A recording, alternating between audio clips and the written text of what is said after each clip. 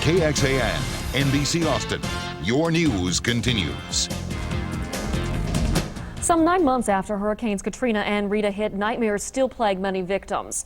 Almost 5 years after 9/11, families of the dead still suffer.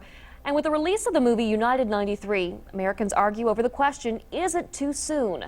New at 10, Jim Swift tells us about an Austin expert on the trauma of terror trying to help.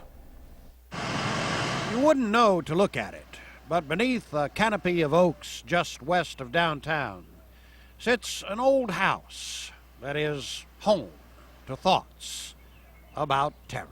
I felt really disturbed that people in the political world would use fear to advance their own agenda. And so, as a psychologist, I thought something needs to be done about this. Terror uses fear to accomplish what it wants.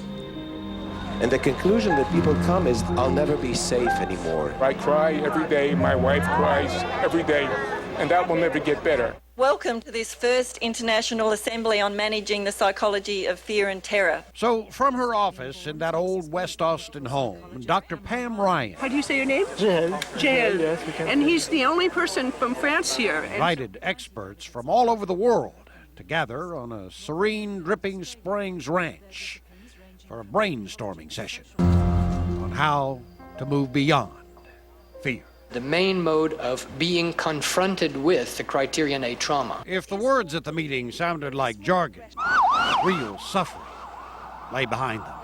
I lost my best one.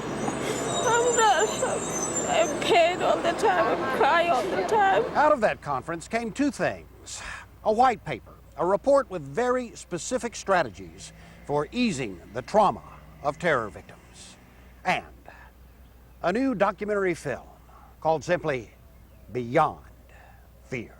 I see our work as linking the academic jargon with the suffering and the pain of the people who've experienced Through action. it. Through action. This is a huge undertaking. It is.